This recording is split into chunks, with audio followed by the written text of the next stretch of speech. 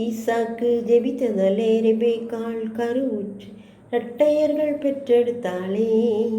ஈசாக்கு ஜெபித்ததலே ரெபேக்காள் கருவுற்று இரட்டையர்கள் பெற்றெடுத்தாளே. ஆகாதது எதுவும் இல்லை, உம்மால் ஆகாதது எதுவும் இல்லை. ஆதியாகமம் 25:21 மலடியா இருந்த தன் மனைவிக்காக ஈசாக்கு கர்த்தரை நோக்கி வேண்டுதல் செய்தான். கர்த்தர் அவன் வேண்டுதலை கேட்டலினார்.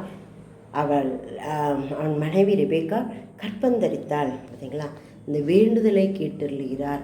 வேண்டுதல் செய்யும்போது கர்த்தர் கேட்டு அருளுகிற தகப்பனாக இருக்க ஈசாக்கு தன் மனைவிக்காக வேண்டுதல் செய்தானோ. அவள் மலடியாக இருக்கா, குழந்தை இன்னும் பிறக்கலை அப்படின்னு சொல்லி அவளுக்காக வேண்டுதல் செய்தார். அப்போ கர்த்தர் என்ன செய்தார், அவளுடைய வேண்டுதலை கேட்டருளினார். அவளுடைய வேண்டுதலை கேட்டருளி ரெபேக்காளை கற்பந்தரிக்கும்படி செய்தார். அப்போ அவளுக்கு இரட்டை குழந்தைகள் பிறந்தாங்க. 2 மடங்கு ஆசீர்வாதத்தை ஆண்டவர் கொடுக்குறாரு. நாம் வேண்டுதல் செய்ய வேண்டும். எந்த காரியத்துக்காக வேண்டிக் கொள்கிறோமோ அப்போ அதை 2 மடங்காக நமக்கு ஆசீர்வாதம் தர வல்லவராக இருக்கிறார்.